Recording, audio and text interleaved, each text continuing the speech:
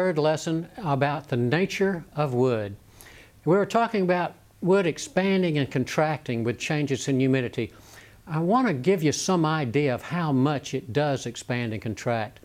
So let's say you made a coffee table, and the coffee table was walnut slab that was 24 inches wide and maybe 72 inches long, 1.5 inches thick, and that was your coffee table. In the summertime, when there's a lot of humidity in the air, that coffee table might be 24.25 or 24.5. So then you don't see it because you can't see it grow that fast. But when it shrinks during the winter, we're all inside and we're cooking the moisture out of the air, so it's really dry. That coffee table might be slightly less than 24 inches. So that coffee table could move 1/2 inch. You don't see it because it moves so slowly, and you don't know it because you don't measure it. Suppose that coffee table was a doorway, and that door was 1.5 inches thick and 3 foot wide. Well, that 1/4 inch, you couldn't shut the door, or the door was shut and you couldn't open it. That's why you don't make doors out of solid timber like that. You always make it out of raised panels, or so they can expand and contract without moving the whole door. So wood does expand and contract, and you can pretty much say it's about 1%. 1% doesn't sound like much, but in 8 feet, it's 1 inch.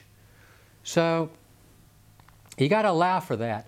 And when wood expands from changes in air humidity, it does so with tremendous force.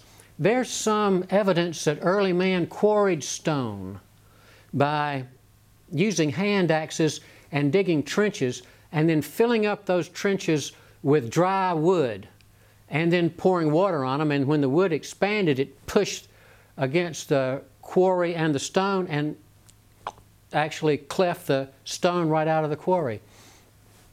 So it does so with tremendous force, so you're not going to be able to stop it. You just have to work with it and allow it to happen. So that's why all classical joinery in wood is designed to hide the movement, the back and forth movement of wood. Some woods are more stable than other woods. So a wood like maple, it's kind of dense and hard, and changes in humidity, it expands and contracts a lot. But a wood like mahogany, which is medium dense, it doesn't expand and contract very much with changes in humidity. So that's why pattern makers, people who make patterns of machine parts, and then they're cast in sand molds when they're back in early industrial age, those patterns were all made out of mahogany because it won't expand and contract too much. A tree down, and you want to use that lumber. Well, that lumber's wet, so you must let it dry out. There's a rule of thumb for how long the wood should dry out. If you slab that log into lumber that is 1 inch thick, then you let it dry out a year. So if you slab it into 2 inches thick, 2 years. 3 inches thick, 3 years. So every inch, it's a year. Now when you say let it dry out, you have to keep it out of the rain. It can be outside, but you have to usually put a tin roof over it or something so it doesn't rain directly on it. And that wood will eventually dry down in Georgia to a 10% moisture content. The rule of thumb there is if the relative humidity of the air is 50%, then the wood will come down to a 10% moisture content.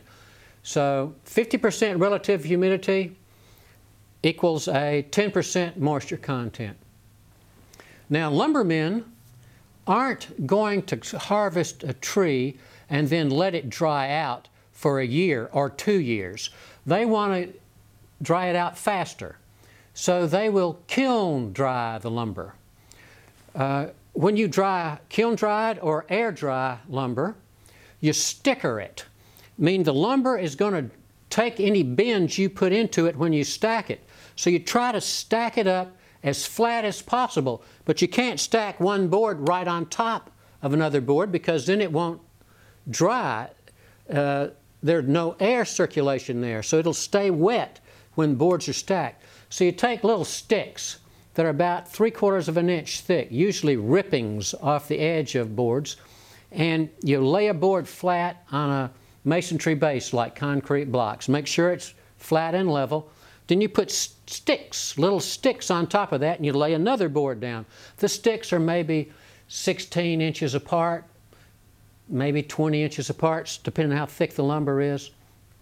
And the sticks are lined up directly over each other. So you put a board down, put 4 or 5 sticks on it, put another board down, put sticks right above those sticks, another board, sticks, boards, all the way up till you build a big stickered pile of lumber. And that will air dry, and air dried lumber is every bit as good as kiln dried lumber. So you take this stick and you put it inside a kiln, and there's different schedules for drying different species, but you can dry out a lumber that's an inch thick in maybe 6 weeks. So there's a big difference, a year or 6 weeks. So almost all the timber that you're going to buy these days is going to be kiln dried. Now, air dried lumber is superior to kiln dried lumber, but nobody wants to wait that long except, very fine craftsmen who will air dry lumber. Air dried lumber has better color to it, more quality, less defects are built into it, because when the lumbermen try to dry this timber out real quick and they're kiln drying it, things can go wrong. If it's too fast, if they dry it too fast, it can be case hardened. The outside dries out real quick while the inside is still wet. So when the inside is still wet and expanded, the outside is drying out, it can cause cracks on the outside. You don't want that. But then it can be case hardened, and then eventually the inside dries out and the cracks are down inside the board. That's called honeycombing. You can't see it till you plane it. So that's another defect in kiln dried lumber. So you can, and they steam it to start with. It makes it easier if they put in, everything's stickered when it's drying. So the stickered piles are inside the kiln. Then they introduce live steam. Steam goes into that kiln and it makes the boards all hot, gets some of the sap out, and then they start drying it and they change the relative humidity inside the kiln. It's hot, it's wet, and they keep making it cooler and drier until it's finally cool and dry, and they take it out. It really makes a big difference in the amount of time, but there's lots of things that can go wrong. Checks in a board, little cracks that come in the end of a board because the board is wet to start with and it's fat. And when it dries out, it gets skinny and dry. So it's drying out on the outside faster than it's drying out on the inside. So that makes checks. It also makes warping because the grain of a board is not uniformly straight. A limb comes out of a board, and you have a knot in that board, and it dries out around the knot. Grain changes. It dries out more on the end grain than it does on the edge grain. So there are all sorts of defects that can come in a board from kiln drying. Air drying eliminates all these defects. As long as it's stickered straight and flat, air drying is much better. If you can wait that long, air dried lumber is superior to kiln dried lumber. Now, boards can warp, and there's all sorts of warping. Even in air dried lumber, boards can warp because the grain goes in different directions and no one can really control it, so you don't know which way it's going to warp. And we were talking earlier about it expands greater tangent to the grain than it does radial to the grain. So this causes boards to warp. If the board warps this way, like this. That's a bow. Now suppose the board warps this way, like that. The sides come up. That's called a cup or cupping. Suppose the board warps that way. That's a crown. So suppose a board has missing corners on the end. That's called a wane. Suppose a board has cracks around its heart. That's called a shake or a wind shake, caused from the tree being hit by a windstorm when it was young. Most boards, when they dry, will develop little cracks in the end called checks. Woodworkers usually cut an inch off a board when they're making furniture to get rid of those little checks. It's almost impossible to stop checks. So when you are air drying a lumber, you always want to put something on the end to keep it from drying out so quickly on the end. Paraffin is a good thing. Paint is a good thing. Some woodworkers use watered down water-based glue and just paint the ends with glue, all to keep the board from drying out too fast here and not drying out very much in the middle, to keep these different defects from giving you trouble. When the sawmill cuts a board, it's rough on the outside. It's not smooth. It's rough like this board is rough, very rough. If you can pull in here and see how rough that is. It's rough as sandpaper. They call that rough cutting. So a rough cut board is usually real dimensions. In other words, a 2x4 is actually 2 inches by 4 inches, but it's rough cut. Has to be dried out. It's wet and rough cut. So once that's dried out, then you can run it through a planer and make it smooth. Get all this rough off of it. So that's pretty much the 2x4 you might buy at a big box store, Home Depot or Lowe's. So, in fact, I think this is a Lowe's board right here. But you can see the difference. This one's a little bit smaller because they planed the rough off of it. Now there's, you might see this, another 2x4 you might find at Lowe's or Home Depot is pressure treated. This is a pressure treated board. It's smoothed out and it's dipped in a solution of arsenic and cupric sulfate that keep it from rotting. It used to be that wood like cedar or redwood was used outside because the bugs don't like to eat it. Well, this keeps the bugs from eating it when you pressure treat it. The pressure treating comes from putting it in an autoclave or pressure tank, and then you fill it up with, you suck all the air out of the tank and the boards are in there, and then you introduce water, and the water's in the tank, then you let the air pressure back in, and the air pressure drives the liquid down into the wood. That's the pressure part of pressure treating. So these are the three timbers you're going to wind up using. You don't use this if you make furniture outside. Carpenters are mostly using that. It's a normal 2x4. And of course, this is your rough cut 2x4. When you go to the lumber yard to buy any domestic or exotic wood, you're usually buying it rough cut. If you're going to make furniture out of it, you buy it rough cut and you bring it back to your shop and then you plane it so that it's nice and smooth, and you rip it up to different sizes that you want, resaw it to different thicknesses. But usually a rough cut board is not sold by inches of thickness. It's sold by 1/4 of an inch. So you would, if you wanted a board that was an inch thick, you would say 4/4. If you wanted a board that was 2 inches thick, a rough cut board that is 2 inches thick, you'd say 8/4. 3 inches thick, 12/4.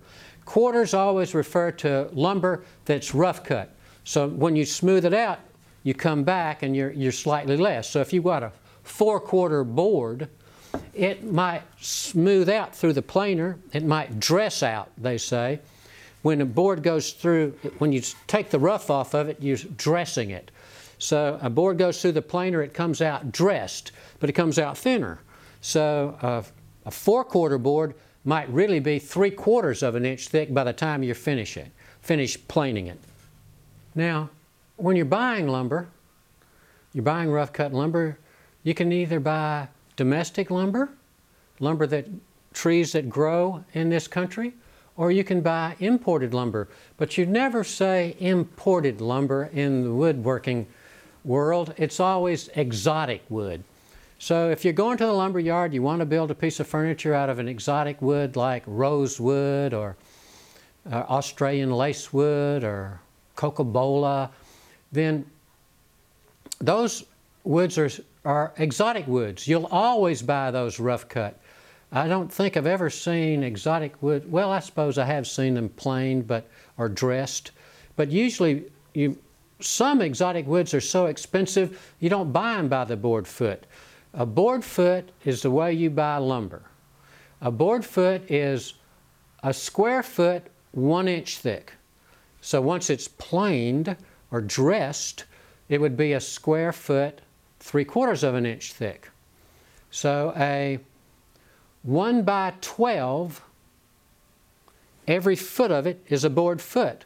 A 2 by 12, every foot of it is 2 board feet. So some of these exotic woods, say a wood like oak, might be $3.50 a board foot, $4 a board foot, whereas a wood like rosewood might be $35 a board foot. So it's a big difference, and you want to be careful when you're buying exotic lumber. I remember one time early in my career when I was looking for rosewood plywood, and the cheapest I could find rosewood plywood was $900 a sheet. So when you're dealing with $900 a sheet, you plan your cuts very carefully. So that takes us to the end of expansion and contraction and harvesting lumber, drying it out. You know, you can make your own kiln out of, you can make a solar kiln out of clear plastic. So instead of letting it dry out for a year, inch thick, a year, you might only have to let it dry out, depending on the season you're doing it, maybe 4 or 5 months. I'm sure you can find lots of plans for solar kilns on the net, on YouTube. So we'll be covering the different kinds of exotic and domestic wood in our next lesson.